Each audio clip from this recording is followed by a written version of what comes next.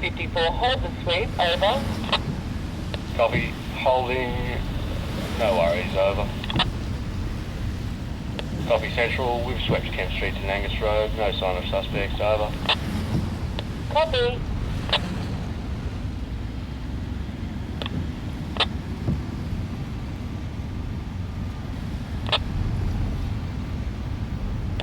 Three 314, over.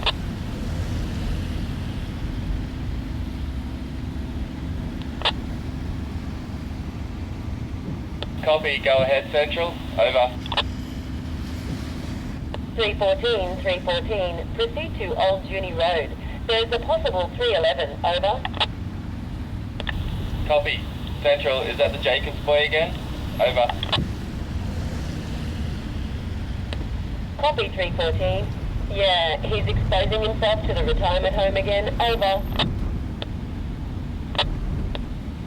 Copy, en route, over. Suspect spotted on foot across Olympic Highway. Repeat, suspect spotted on Olympic, over.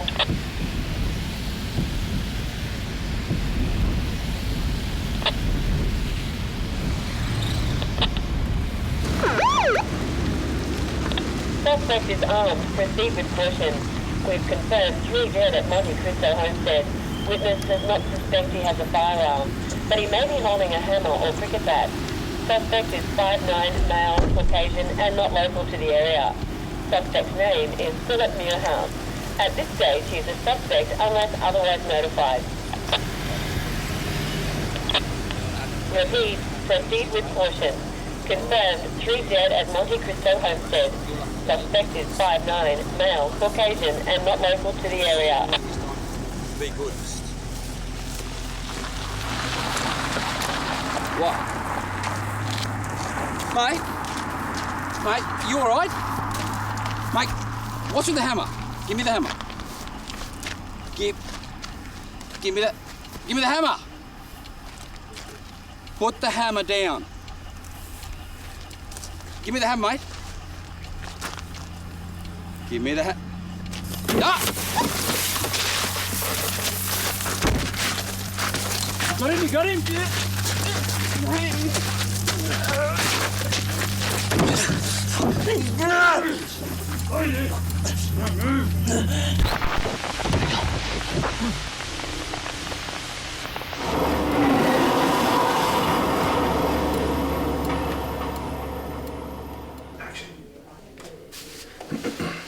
Okay, we're ready to go. Can we hear that chatter? We can go anywhere? Okay. Hello, my name is Phillip Muirhouse. Hello, my name is Phillip Muirhouse, author and ghost hunter. I'm gonna go again. And cut. What was...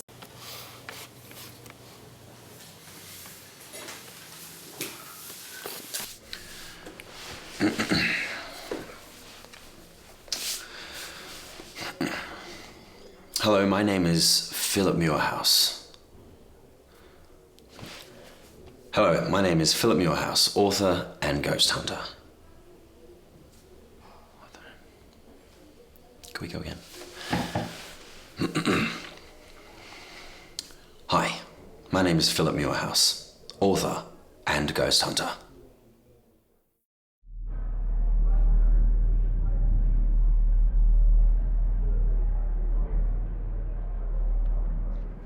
Steve, look at the camera, not me. Are we set? Set. How do you think people see us? One of the things that we in the ghost hunting game have to deal with is public perception. And whenever they hear about ghost hunting, they all think about proton packs and exorcism and things like that. Nothing could be further from the truth. If you're trying to experience and capture supernatural phenomena, it's actually a very serious business. It's very technical, very scientific.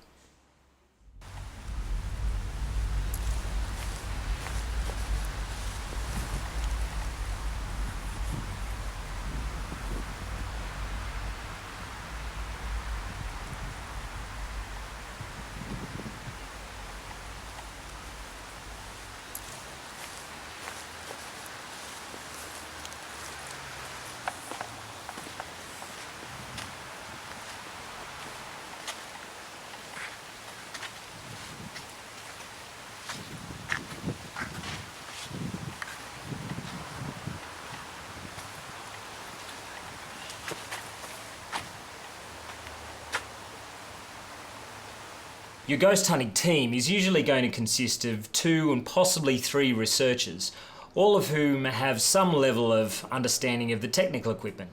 Your video cameras, audio recorders, photographic equipment, that sort of thing. Plus, you're going to have 1, maybe 2 people with a level of psychic understanding. There is more than one presence here. Some are friendly, and some want us to leave.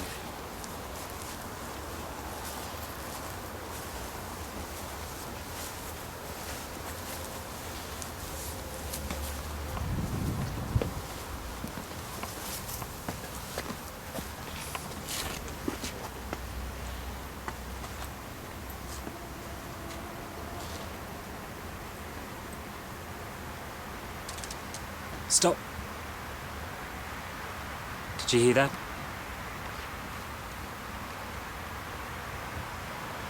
Footsteps.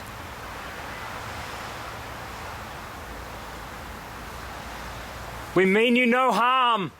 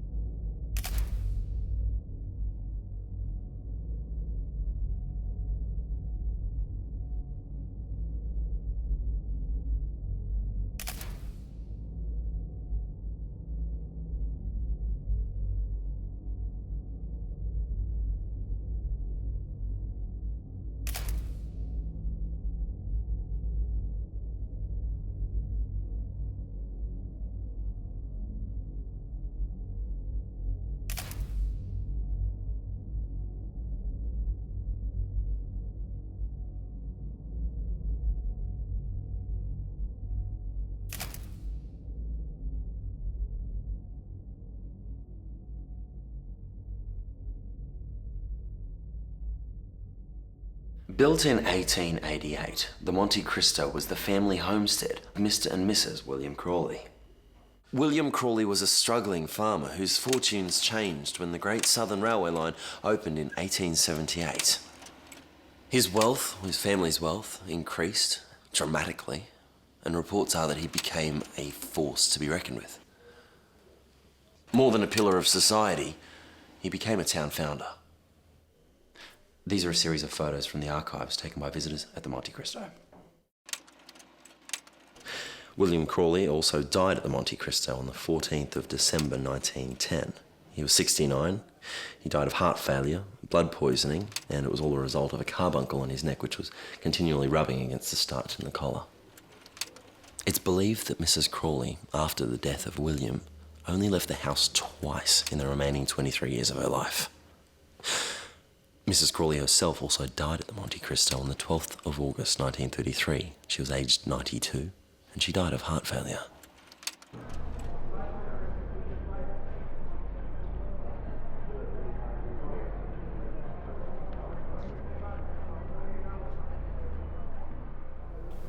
Hey guys, finished with the Fremantle Art Centre. Man, that was crazy. So Lewis, what time do you land? Give me a sec. I land around 2:30. I mean, if there's no delays, there shouldn't be any. Are you picking me up? So after a 5-hour drive, you won't get there until 8 How long is the o'clock. drive? 5 Yeah, hours? that's right. That's fine. Yeah, that's right, Lewis. Sure? It takes about 4 to 5 hours to get down there, but it's a really quiet drive. Please, I'll be wrecked. You can get some rest on the way. It's not going to be a problem. That means I got an hour and a half on my own. Yep. Yeah, that's right. About 4 to 5 hours, but you can get some rest on the way. Yeah, well, what's going to happen is I'm going to come and pick you guys up. Then we'll head down to the house. Then Philip's going to have these guys with them. Is there any possible way we can reschedule this so I don't have to spend that hour and a half at the house alone? Why is that a problem? Well, that's not a problem, but I just don't want to have to spend an hour and a half It'll on be my own fine. in the house. Are you scared? Yeah, I'm scared. And you're with the crew. All right then. Yeah, that's right. So Dan and Marty are going to head off to the cemetery for about an hour and a half. So by the time they get back, we should be down there as well. While they're away, you can get some diary entries, do a walk through, you know, maybe some shots of the house. Yeah. Hey man, just do the intro stuff and just do the handheld stuff. Yeah. Okay, I'll be at the departures upstairs around 3. Okay then. Well, thanks, Lewis. Call me when you land. See you guys. Should be fun. Bye, Lewis. See you guys. So, how much have we shot? At the moment, we've got the interviews, we've got a heap of research material and just... Oh! I've got a surprise for you.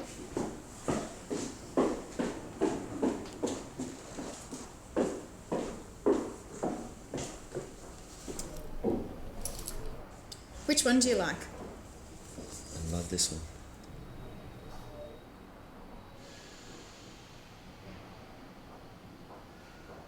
Steve, can you, in your own words, say something now about buying the equipment that we need? The internet being what it is, any man off the street these days can purchase and find his own ghost hunting equipment. All you need to do is type in EMF, or night vision, or ectoplasmic reader into your own search engine and bang, it's all right there in front of you. EVP, for example. Your EVP recorder is one of the most important pieces of equipment that you can have. In effect, it's really just a digital audio recorder. EVP is what we call electronic voice phenomenon. That's what happens when you're hearing a voice, but you cannot determine the source of it. Voices coming out of static on TV screens, or radios that aren't plugged in. Voices coming out of the walls.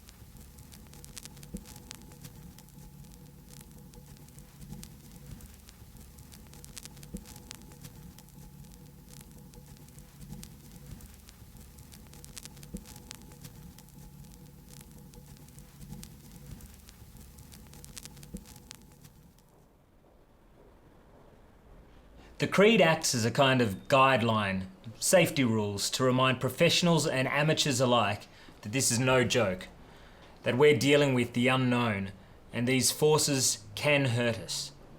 We're intruding on their space, not the other way around. Let the ghosts and spirits know that they are not forgotten. Always be respectful to ghosts and spirits as they were once people, and still are for that matter. Never tease, dare, or threaten an entity, for we're ghost hunters, not bullies. Never seek out entities on your own. Let me say that again.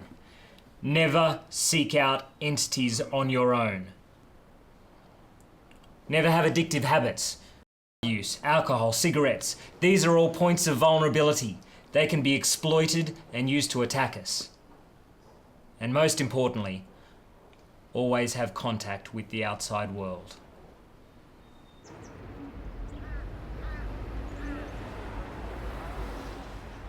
You're listening to Radio 2WG. Joining us now we have Phillip Muirhouse, author of the brand new book, The Dead Country, Hauntings of Historic Homesteads. And of course he's here to ghost hunt Juneau's very own Monte Cristo homestead. Welcome to the program this afternoon, Phillip. Thanks, Brenton. So let's cut to the chase. The Monte Cristo gets more ghost hunters here than anywhere else in Australia. You'd think after so many of you guys visiting here, just one of you would get some actual proof. Well, that all depends on what you call proof, I guess, Brenton. Every picture that anyone takes is debated and analysed. In my book, The Dead Country... Look, I'm just asking what the listeners might be thinking. I mean, I understand back in the days when pictures used to be the old analogue pictures, but now with today's high-tech night vision and high definition and also infrared, I mean, we have cameras that can see in the dark. We have cameras that can record around the clock. Well, that's exactly my point. I mean, if I'd shown you a picture we took 3 weeks ago using today's technology, you'd still argue with it if you're a skeptic. But our goal is to discover and, well, hopefully capture images that are as close to definitive proof as possible. So tell me, do you believe? To an extent. I mean, I believe that our lives have a fingerprint which they leave in this world, and I believe that if you look closely in the right way that you can see those fingerprints. You make it sound positive, like the good we do is what makes... Well, take Monte Cristo for instance. You know all the bad stuff that happened there, right? It's that kind of fingerprints. Is that what you're looking for? Well, I mean, it can be, and mostly it is about those intense events that occurred in death. They're the ones that leave those fingerprints. What's the scariest moment, Phillip, that you've ever had in your entire life? Well, I don't scare. I mean, my adrenaline will go up. It definitely goes up. It's like a rush, and you can feel that there's someone in the room with you, but I don't think that's fear, you know? It's... In my opinion, we don't have anything to fear from the dead. And let's face it, you're never alone. I mean, I guess that helps as well. Yes, Brenton. We moved into the Monte Cristo in June, about 1963 or 4, and we'd been in the residence about 3 days, and we went downtown to get some supplies one foggy evening. And on the return trip, we turned into the bottom of the driveway and straightened up towards the house, and as we did, we saw lights coming out of every door and window of the house. We just stopped and sat and stared. I felt sure there must have been a burglar in the house. I didn't want to continue. So we sat there for a bit, and then we drove slowly up through the driveway. When we got through the gate, the lights just abruptly disappeared. And did you ever work out what caused this? No, but different ones suggested that it was the car headlights reflecting off the windows, and others said it was perhaps a faulty fuse, but the electricity hadn't even been connected yet. Our local priest paid us a visit one afternoon, and while we were making lunch, he went for a walk through the house. And I went to find him to escort him down to the dining room. I was coming up behind him, and he went into the drawing room. He abruptly backed out. He made the sign of a cross and blessed himself, and then he led me off down the stairs in one hell of a hurry. After that, we held our first exorcism. I'm sorry, exorcism?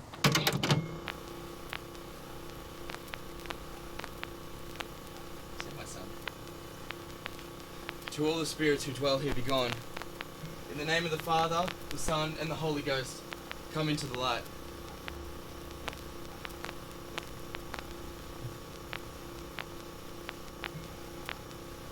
In the name of the Father, the Son, and the Holy Ghost, come into the light.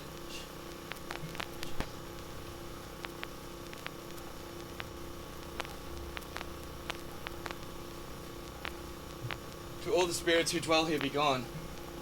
In the name of the Father, the Son, and the Holy Ghost, come into the light. In the name of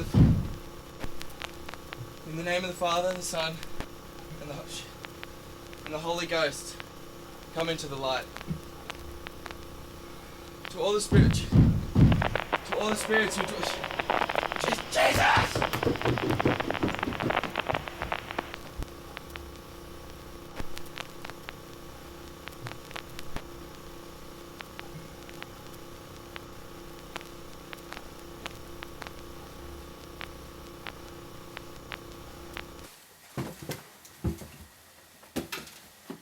Okay, we'll take a caller now. On line 4, we'll go to Lucy. Good afternoon, Lucy. Hi, Brenton. Hi, Lucy.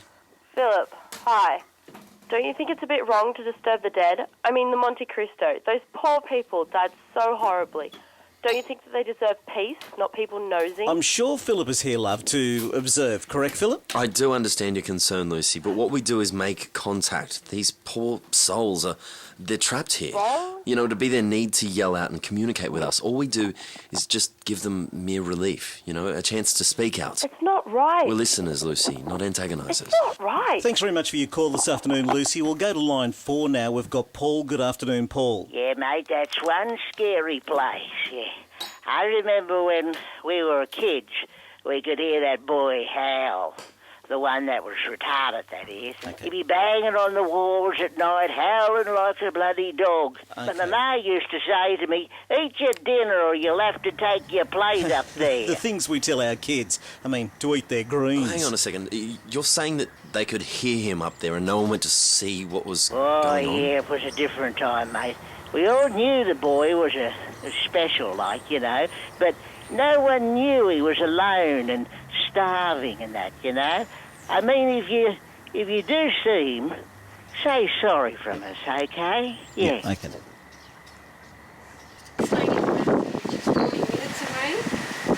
Phone number's next to the phone in the dining room. Phone number. Oh, would you mind if I have it anyway? It's on the table next to the dining room, next to the phone. Please, if you open any windows, close them. Okay? Oh, and we'll do the interviews tomorrow, say around 10:55, and maybe we can visit us back. That's all right. We'll be on time. We're talking with Phillip Muirhouse, author of The Dead Country. The book's out in November, so keep an eye out for that. And, Phillip, this is your last stop. We only have to film today and tomorrow, actually, so out at the Monte Cristo, and then we'll have the documentary that accompanies the book all done. You know, that's an interesting hook. So each copy of the book will come with a DVD. What we wanted to do was not only have you read about it, but also have you there with us. One last caller. We'll go to line 9. Good afternoon, Steve. You think for a second that the people of this town just might not want to be associated with the horrors that went on at this place? That you can exploit us and film Monte Cristo and sensationalise all these bullshit stories just to make money from us? We have to live here. Our kids go here. You think we're okay with it? You think it'll be all right to check with us, maybe? Do you think the people at Auschwitz are happy with that? Think we're just some sort of freak show? You're exploiting torture. That's what you're doing. Would you be happy to live here? To raise a family here? Well, I hope you find what you're looking for out there, because you'll get yours, mate. Don't you worry, you'll get yours.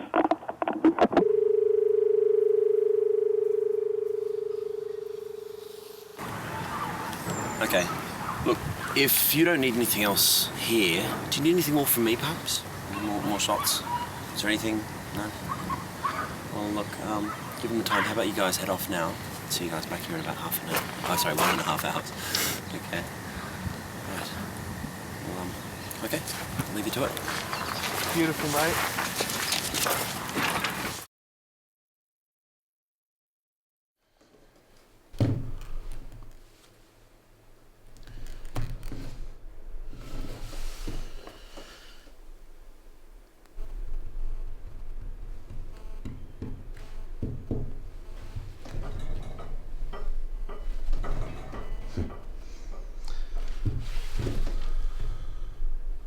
Past 10. 10 past 10. Just waiting.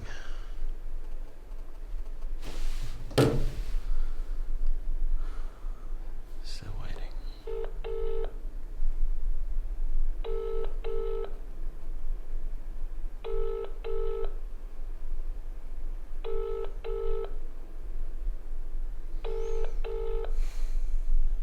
Hi, this is Kate. Leave a message and I'll try and get back to you as soon as I can. Thank you. Bye.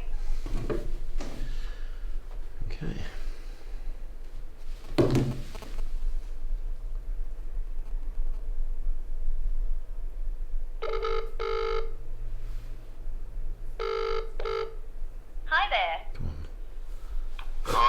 Really? He's on the phone right now. Please leave a detailed message after the tone. When you have finished recording... Shut up.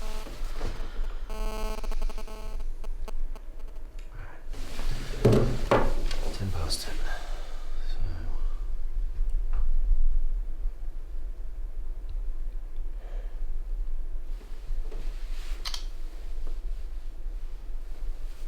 You know what?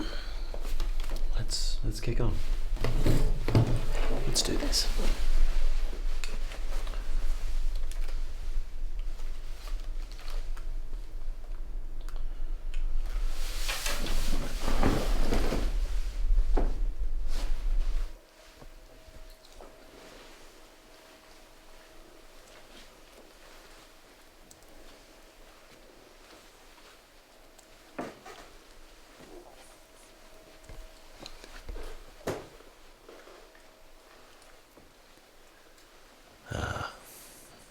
Bill Crawley, man of the house.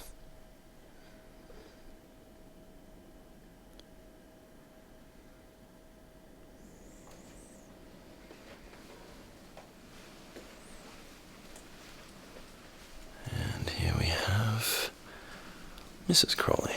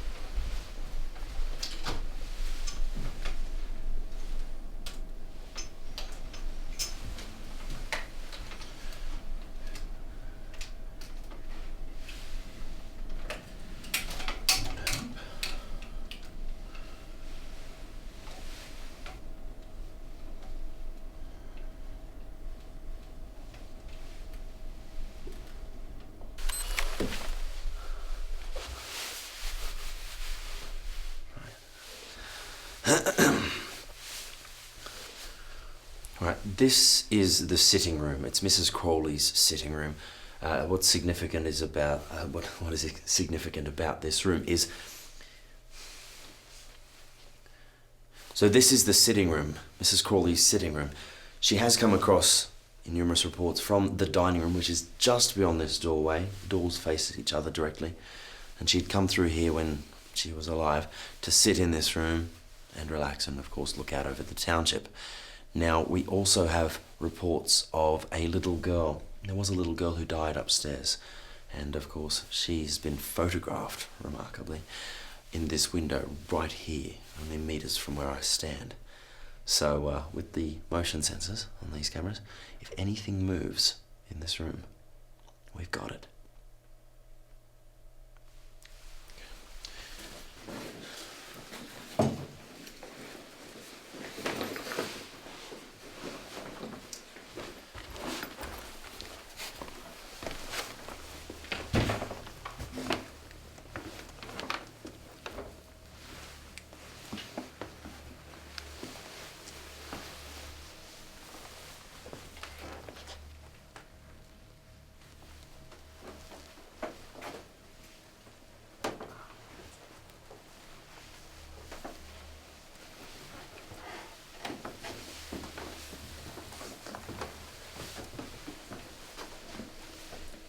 Okay, wow.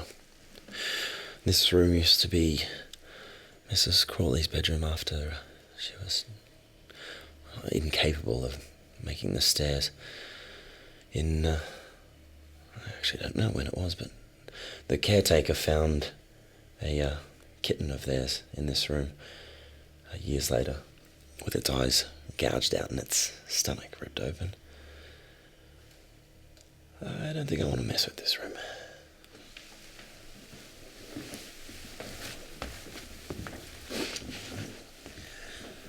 Up the stairs.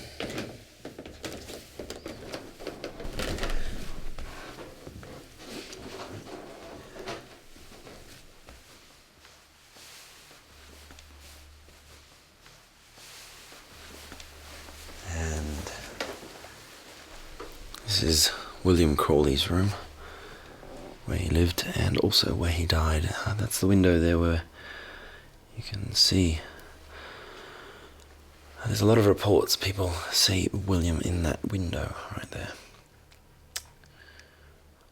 But given that we don't have enough cameras, we're going to surpass this room and we're going to be putting cameras in some of the rooms that get more activity on the other side of the house.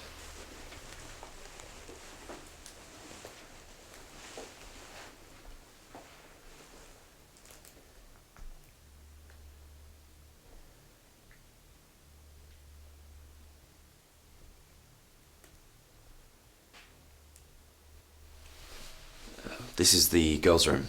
So one of the two rooms I will be setting up cameras in. Of course, this room and the drawing room.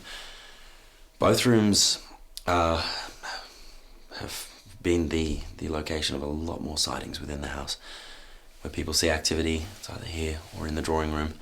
This room was the site whereby a mother and her child, during childbirth, both died.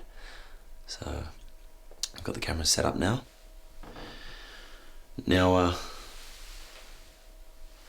people when they visit the room, they describe a cold, heavy sensation like tension or anger.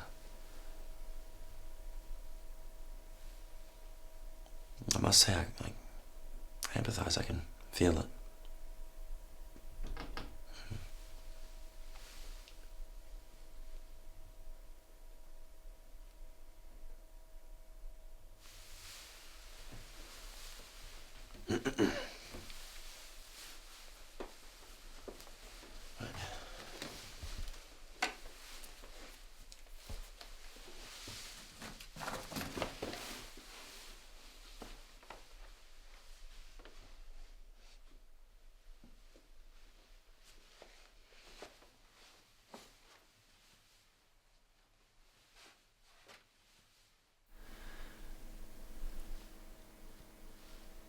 So this is Mrs. Crawley's room. It's right at the front of the building. A lot of people will blame its position within the house, right at the front. A lot of wind frontage as to why it's so cold, but it's not bloody. It's bloody freezing in here, honestly. Also, Father Mac, the priest for the house, he made it inside the room here once. The first time he visited. 2 meters in, turned on his heel, left, vowed never to come back in. Absolute creeps from the place, something there. Also, there's been quite a few occurrences of the history of the house. Furniture moving on its own. Apparently Mrs. Crawley liked things the way Mrs. Crawley liked things. So, I guess she rearranges throughout the evening. There's only one room creepier than this within the house. And that, of course, is the chapel room. Mrs. Crawley's chapel room. It's also the room where she died, passed away.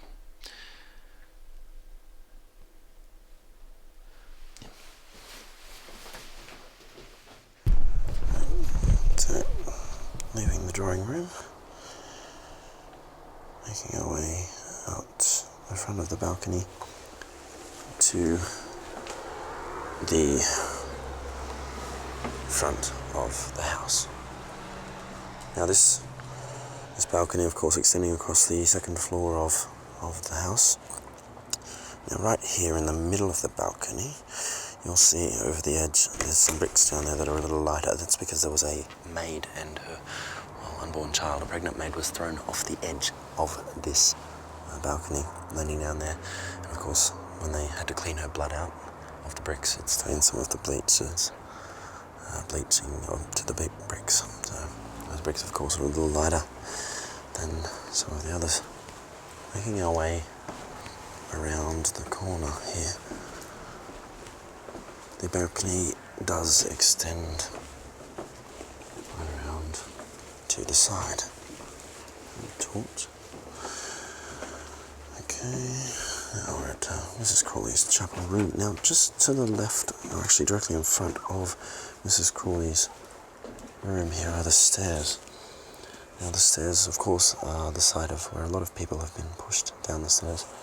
They have felt a sharp thrust at the back of their shoulders and then subsequently sustained injuries from being pushed down the stairs.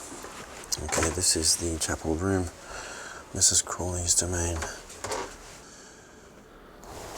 Before she died, she would like to pray in this room. It was quite a special room to her, very lovingly restored by the Orions.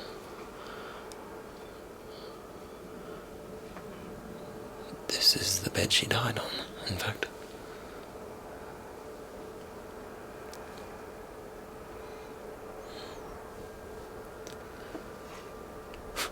I'm not sure how I feel about the wallpaper. I guess it's got its own charm.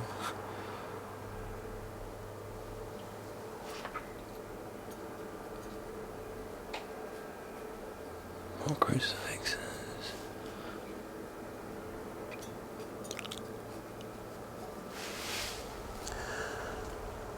Now, just at the other end of the room, past the window that she's frequently seen in, I might add, there's some more Christian, some crucifix there, and the Lord. What the f*** was that?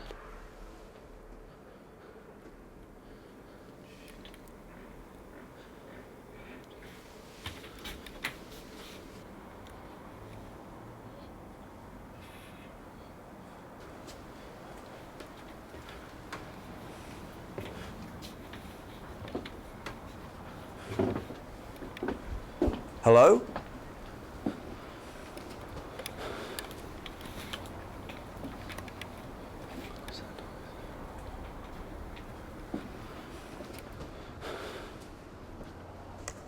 Is anybody here?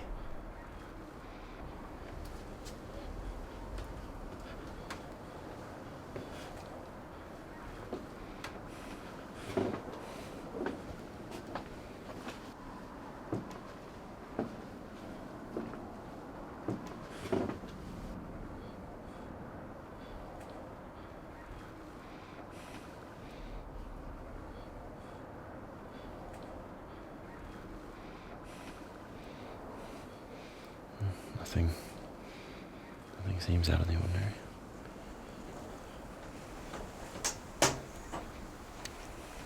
Hello?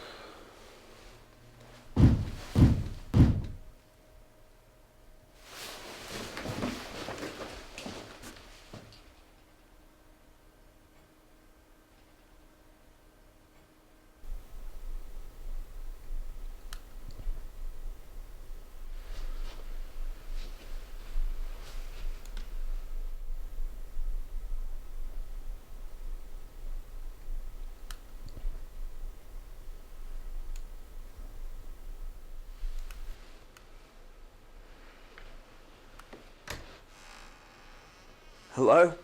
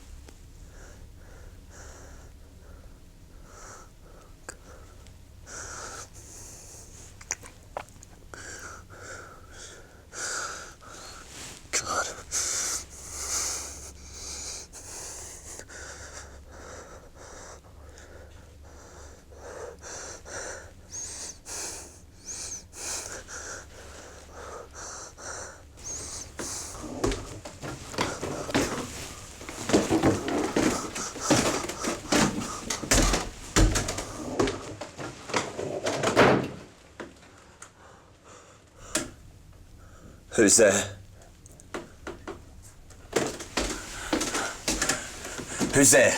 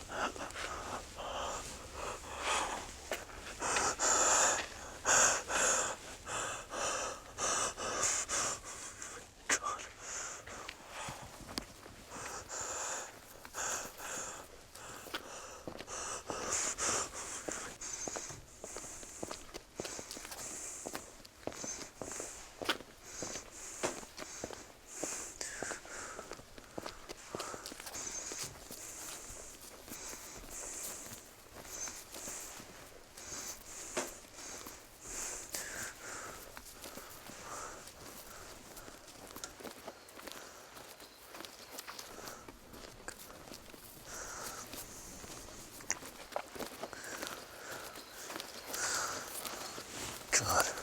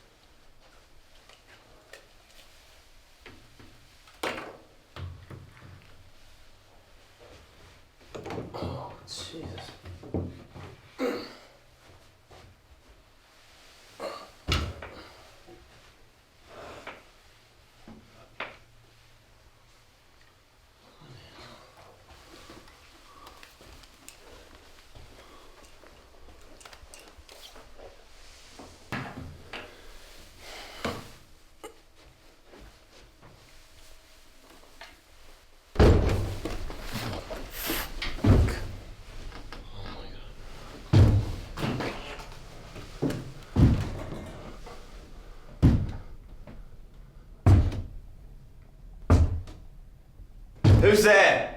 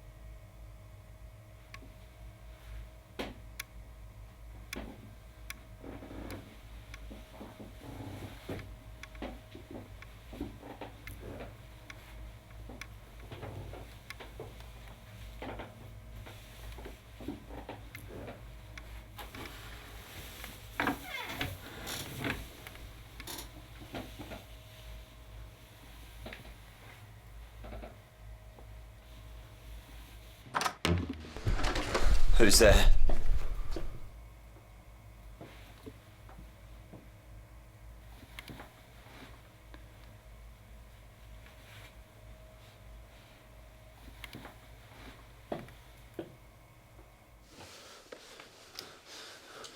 Who's here?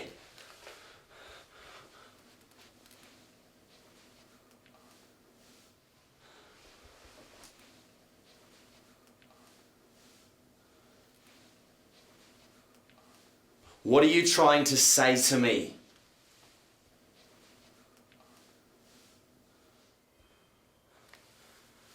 Do you want me to stay?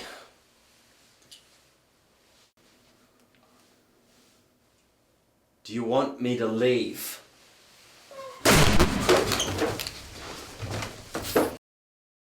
Who is that?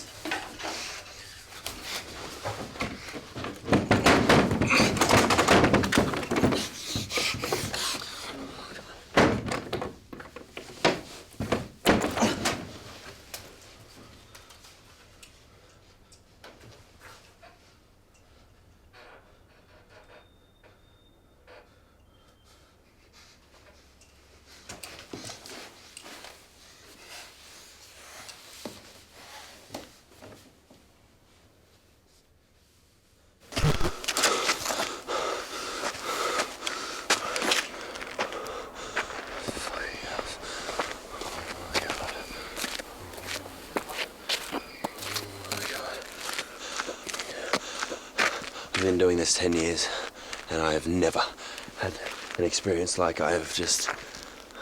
This is direct contact, baby. We've just had a door, the noises. This really is something else.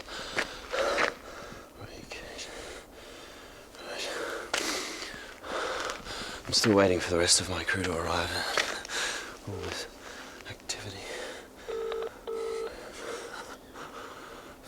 Phenomenal.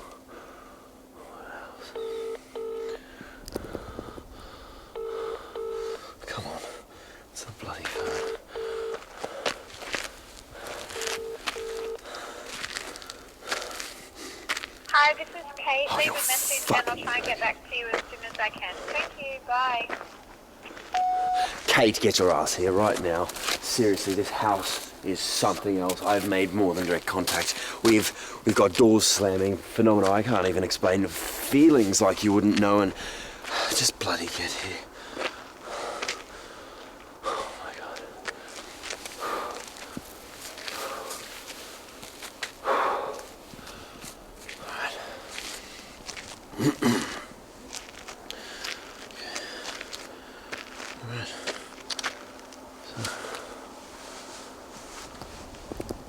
So I'm still on my own. I'm here at a phenomenal haunted... Christ. Kate. Kate, I can't hear you. You're gonna need to speak up, Kate. Kate, if you're driving, can you stop the car, please, darling? I can't hear a bloody word you're saying.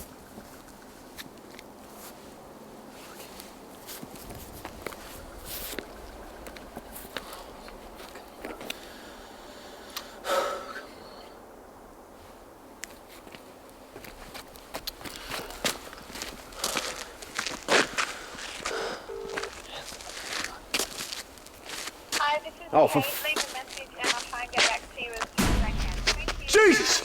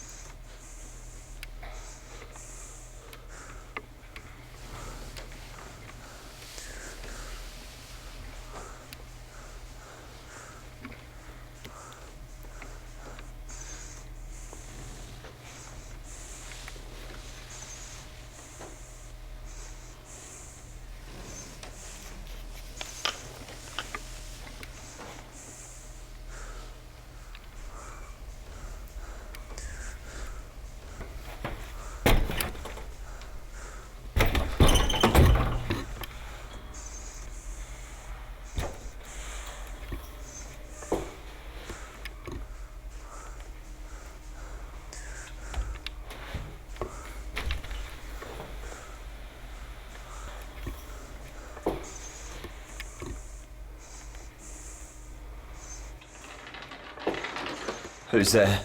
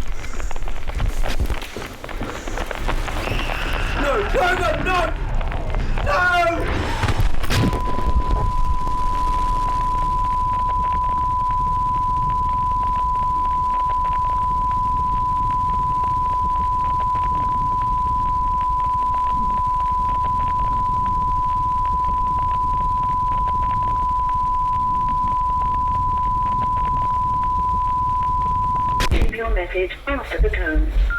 Hi, Phillip. Hey. Sorry we're late. I know. We've been trying to reach you. We'll be there in 20 minutes. Just hang tight. Be there soon.